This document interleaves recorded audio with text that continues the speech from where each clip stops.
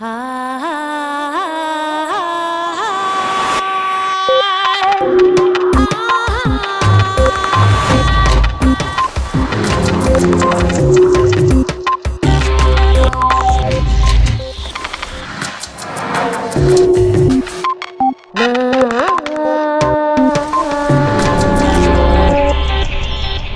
podemos superar la crisis educativa con el modelo tradicional en las aulas. Curtis Johnson. En el sector de la industria, innovar supone mejorar continuamente los productos con respecto a sus versiones anteriores. En este proceso gradual, a veces surge una innovación radical que rompe con el paradigma anterior. Se trata de una innovación disruptiva, algo que obliga a la industria a cambiar sus esquemas y a adaptarse para no morir. Curtis Johnson, consultor educativo, le explica a Punset que la educación está viviendo un proceso de innovación disruptiva que, con apoyo de las plataformas digitales, revolucionará la manera de aprender en las aulas.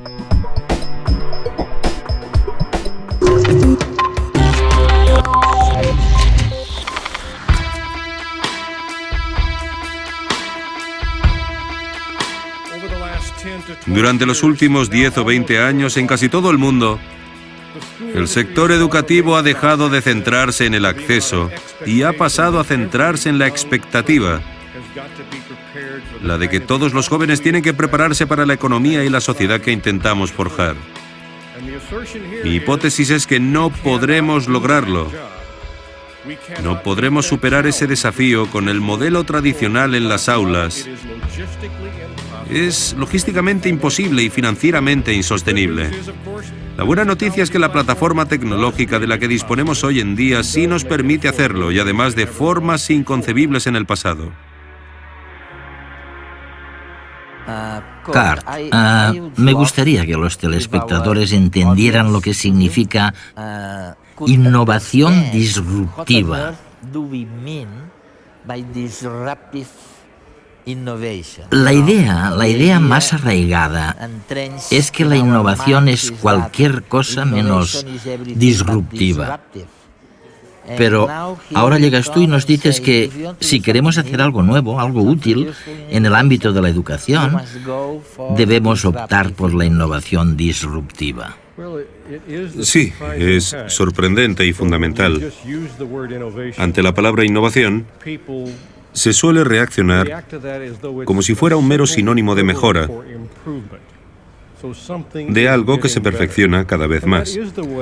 Así es como lo vemos más a menudo. Constatamos que, con la mayoría de productos y servicios, a quienes nos los proporcionan, les conviene mejorarlos continuamente para que nos gusten más y los compremos más. Podemos pensar aquí en los productos. Durante mucho tiempo, las cámaras fotográficas no pararon de mejorar. Cada vez eran más interesantes, tenían más capacidad.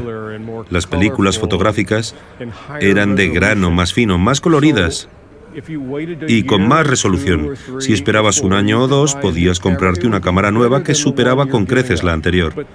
Sin embargo, en algún momento, cuando la ciencia encontró la manera de sustituir los carretes por la imagen digital, de repente, todos los que invertían en mejorar cámaras analógicas, que era una forma de innovación continua, y que iban mejorando. Sí. Bueno, pues de repente se vieron trastocados por las cámaras digitales. Que eran muy malas al comienzo.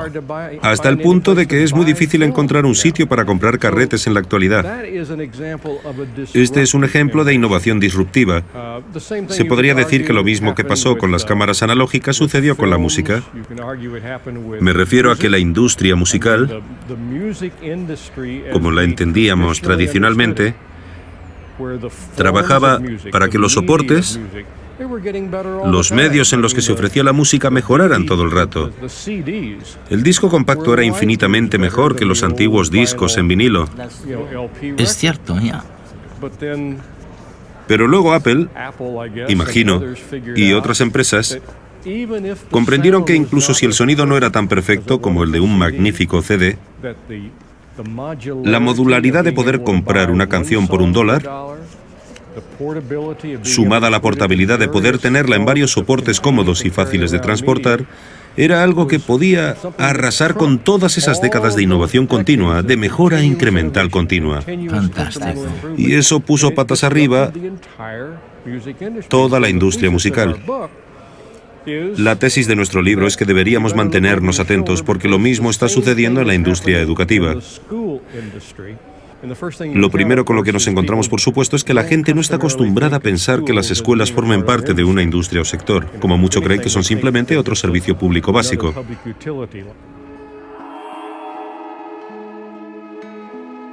Los libros. Algunos estuvieron malditos, otros ocultaron secretos o sirvieron para difundir conspiraciones y promover desde sus páginas ideas y revoluciones. O sencillamente nos hicieron disfrutar de un buen rato. Estamos tan habituados a ellos que no nos damos cuenta de que la invención de la imprenta y el libro fue tal vez la innovación disruptiva más importante de la historia de la humanidad. La imprenta rompió con el monopolio del conocimiento, que estaba en manos de unos pocos, generalizando el uso de la lengua escrita y la lectura gracias a un sistema de copia barato y rápido, que aún sigue evolucionando. El hombre es capaz de modificar su entorno introduciendo innovaciones artificiales que transforman nuestra forma de interactuar con los demás. El motor de vapor, por ejemplo, trajo consigo la revolución industrial.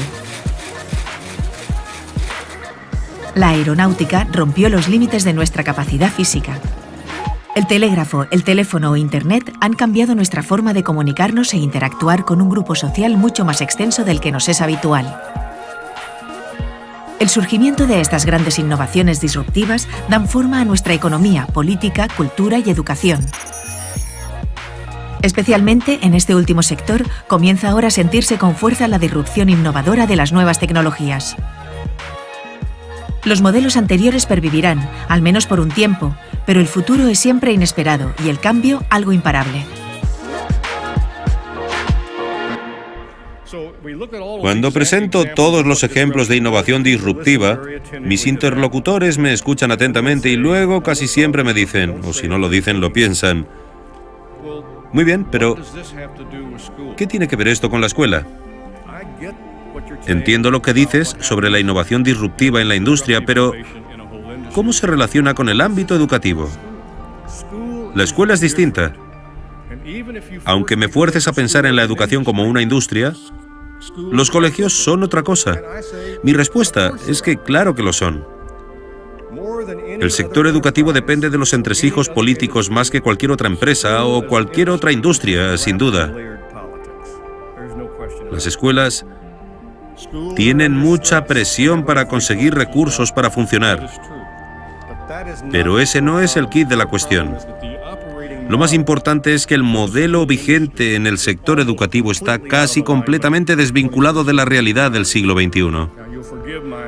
Perdonadme ahora si exagero un poco, pero según el modelo que sigue siendo dominante en la mayoría de escuelas del mundo, al entrar en el aula casi parece que el conocimiento sea algo escaso, difícil, prácticamente imposible de obtener, a no ser que tengamos a un adulto debidamente cualificado de pie frente a un grupo de jóvenes que le escuchen solícitos, dispuestos a anotar en sus cuadernos cualquier dato supuestamente de valor.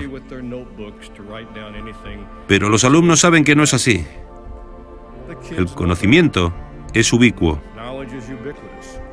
Pueden entrar en Google para buscar una respuesta y llegar a ella mucho más rápido que nadie en esta sala.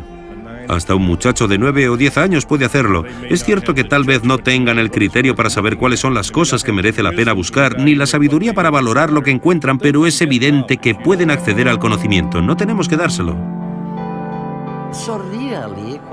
Realmente lo que dices es que la innovación disruptiva que ha sucedido en la industria, básicamente o en cualquier otro tipo de actividad, también sucederá en la educación.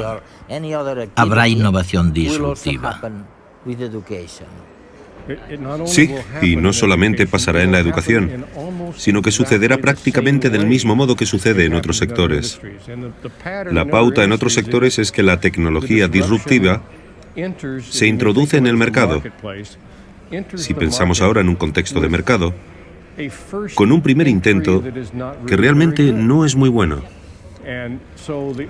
De modo que las únicas personas a las que les interesa al principio son los que no han podido permitirse el producto mayoritario, no han podido acceder a él o lo han encontrado poco práctico en algún sentido.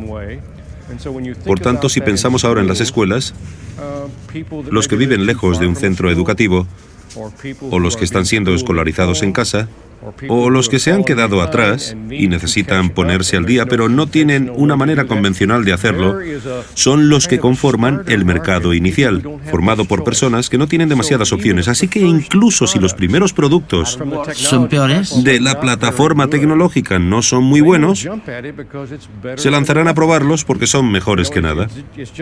Es como los que compraron los primeros televisores que funcionaban con transistores. En realidad no eran muy buenos aparatos, pero para quienes no se podían permitir los enormes sistemas de televisión para el salón que ocupaban un mueble entero, era mejor el sistema nuevo que no tener televisor en absoluto.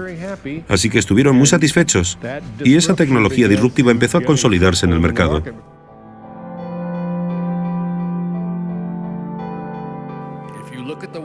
Mirando el modelo de aula dominante, uno podría pensar que todos los alumnos aprenden las mismas cosas de la misma manera, el mismo día, en el mismo lugar y al mismo ritmo.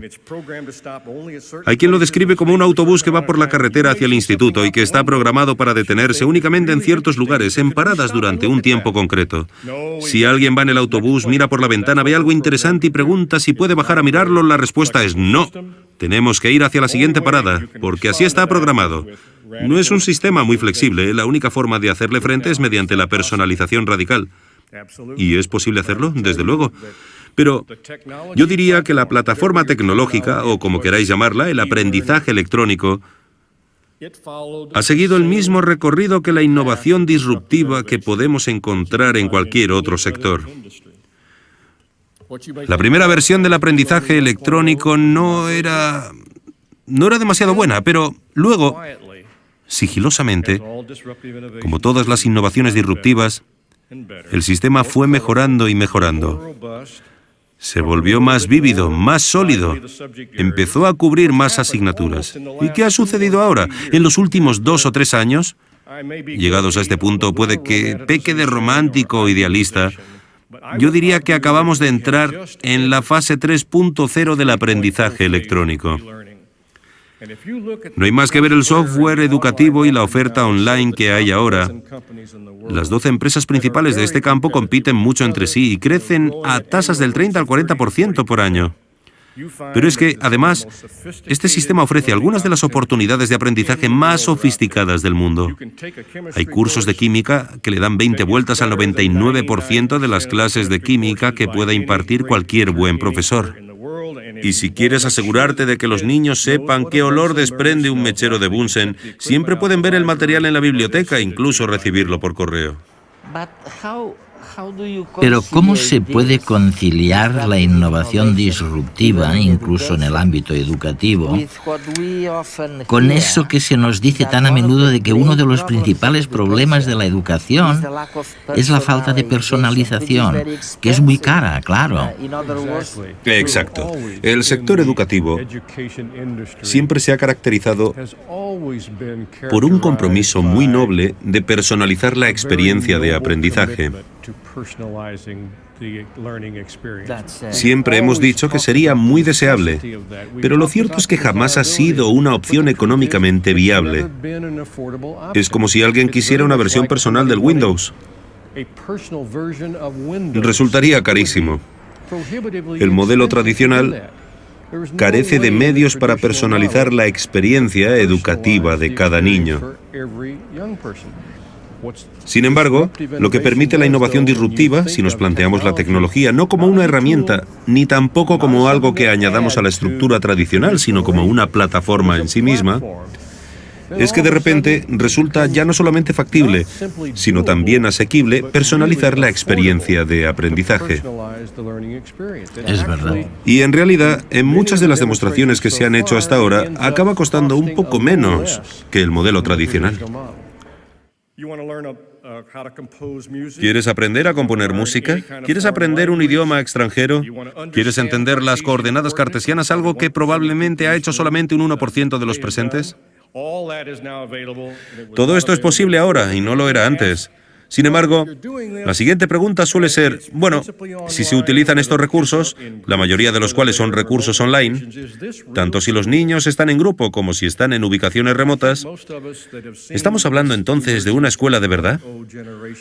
Creo que la mayoría de los que hemos visto surgir esta generación 3.0 de ofertas electrónicas educativas convendríamos que sí, porque se pueden incorporar varios modelos didácticos, se forjan comunidades y también redes para facilitar el aprendizaje, y la imagen cada vez difiere más a la de la fotografía con niños sentados frente a un ordenador cara a la pared.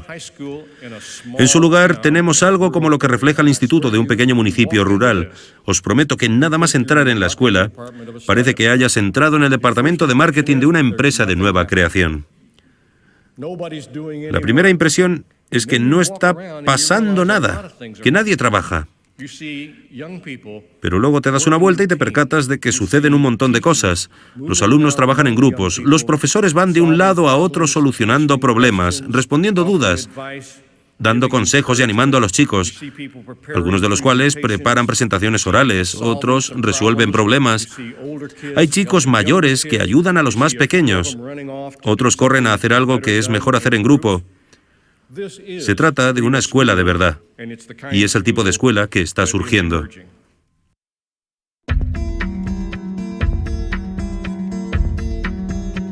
De alguna manera, el modelo vigente en el sector educativo está casi completamente desvinculado de la realidad del siglo XXI. El futuro es digital, y los que pueblan ahora las escuelas pertenecen a esa esfera. El sistema educativo está en crisis por muchas razones, y su modificación paulatina es demasiado lenta para la disrupción que las nuevas tecnologías está introduciendo en las aulas. Es difícil seguir adoptando el modelo de una clase estática con un profesor al frente de un grupo de alumnos que lo escuchan atentos anotando en sus libretas. El cambio está rompiendo la jerarquía profesor-alumno por un sistema más cooperativo entre los estudiantes que trabajan en equipo y se supervisan entre sí bajo la mirada del maestro. Las nuevas tecnologías nos están desvinculando progresivamente de la escuela como centro de conocimiento, por un sistema más abierto, el de Internet, en el que una información muy dispar es accesible desde cualquier punto del planeta. El aprendizaje de la nueva generación también debe ser fluido y multidimensional. El uso de las nuevas tecnologías ha acostumbrado a los alumnos a mezclar conocimientos y no responden bien a nuestra manera lineal de presentarles las cosas. La tendencia en educación es hacia la personalización. El alumno mismo elegirá la información con la que desee trabajar y administrará su ritmo de aprendizaje bajo la supervisión de un tutor, quien habrá de seguir también el desarrollo emocional de sus estudiantes. Por último, el aula perderá su entidad física.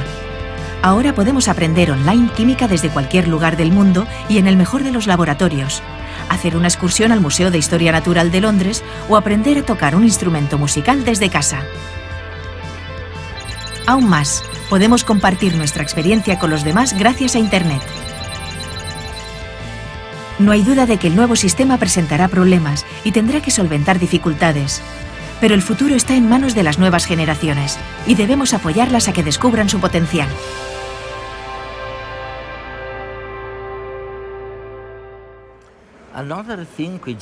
Otra cosa que se dice constantemente es que el sistema educativo actual no les brinda a los estudiantes las nuevas competencias y habilidades que son necesarias para conseguir un trabajo en el mundo de hoy. Exacto. Nuevamente, ¿cuáles son esas competencias? Bien, hay un determinado porcentaje de jóvenes que parecen destinados a que todo les vaya bien sea cual sea el sistema educativo. A ellos siempre se les ha dado bien. Así que incluso si la educación o las escuelas no cambian durante 100 años o más, estos jóvenes seguirán teniendo buenos resultados porque aprenden lo que hay que aprender y todo les va bien. No obstante, La mayoría de niños, igual que la mayoría de jóvenes, deberán adquirir destrezas que las generaciones anteriores no tenían. Me refiero a que no solamente tendrán que aprender asignaturas básicas, sino que deberán saber cómo encontrar las cosas que necesitan saber. Y luego tendrán que aprender a trabajar tal como trabaja el mundo hoy, que es principalmente en equipo. Deberán practicar el arte de la colaboración, que me parece que... No es tan competitivo, ¿no? Sí, eso es el reto de colaborar con desconocidos. A todos nos encanta la idea de colaborar con nuestros amigos y lo hacemos de muchas maneras todo el rato. Pero el mundo laboral nos fuerza a llevarnos bien productivamente y crear algo de valor con gente que quizá ni siquiera nos gusta, lo cual requiere un tipo completamente distinto de educación. Muchos opinan que la plataforma online comporta anonimato, distancia, soledad, alienación, disfunción social, exclusión. Sí, pero resulta que no es así. Si entrevistamos a los profesores online, y la mayoría de ellos empezaron a trabajar en el sector tradicional y luego se pasaron a la formación por Internet, muchos de ellos porque habían perdido su trabajo, casi todos nos dirán que tienen una relación más cercana, más íntima y más interactiva con los alumnos en la plataforma online que cuando estaban en un aula tradicional. En el aula tradicional estaban ahí de pie frente a ¿qué? ¿20, 25, 30 alumnos? Un 20 o 30% de estos alumnos jamás levantaban la mano para hablar. Algunos porque se aburrían como ostras, ya que todo iba demasiado lento para ellos. Otros porque no entendían las cosas y no tenían suficiente confianza como para pedir la palabra y decir que no se enteraban de nada. Pues bien, en el mundo online, esto no puede ser así. El profesor debe tener un contacto individualizado con todos los alumnos, a través de varios medios y constantemente. Y además queda un registro informático de este intercambio. Así que en realidad no se crea anonimato, sino que más bien se elimina.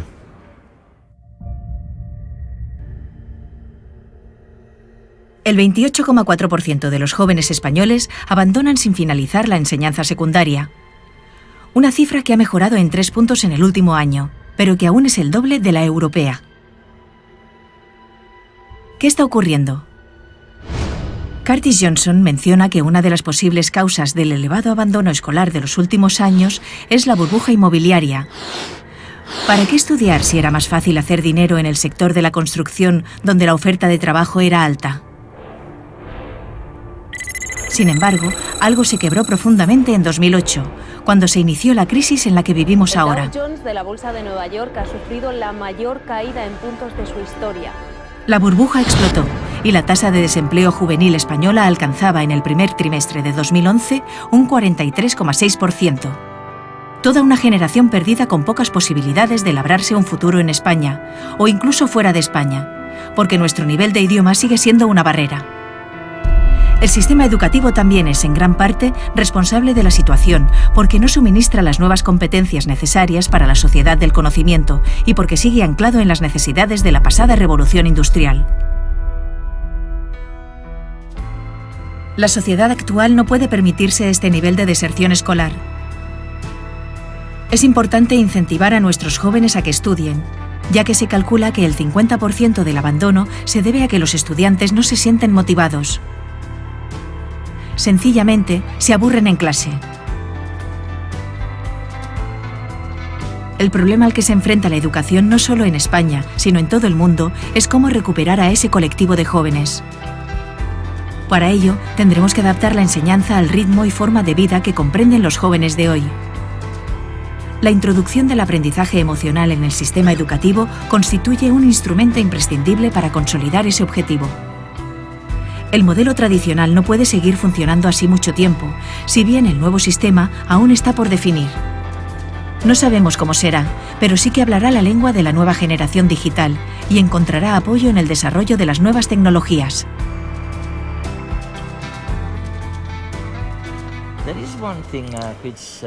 Hay algo que me parece fantástico en lo que dices. Afirmas que debemos cultivar la aspiración a que las personas sean distintas entre sí, que no seamos todos iguales. que todos somos en realidad diferentes. Sí, sí. Y ahí se demuestra lo absurdo que es el modelo educativo dominante que todavía perdura en la mayoría de países. Es como si hubiera una suposición comúnmente aceptada de que todos los niños son iguales. Los educamos igual a todos, les presentamos el material del mismo modo.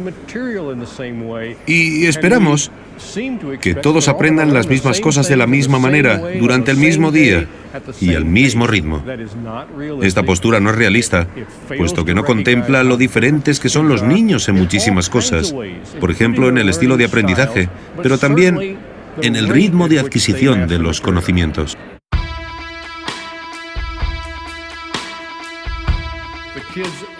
Los niños ya están aprendiendo lo que consideran relevante mediante la plataforma tecnológica en la que viven y respiran. Tenemos dos opciones: o negarlo y oponernos a ello, o aceptar la innovación. Y la razón por la que es importante hacerlo, para volver a lo que dije al principio, es que ninguna nación, ningún país, ningún lugar del mundo puede permitirse el lujo de perder a la mitad de los niños en el sistema. Y la única manera de no perderlos es aceptar la innovación. La plataforma tecnológica nos permite rediseñar la educación de formas inconcebibles en el pasado. Curtis Johnson.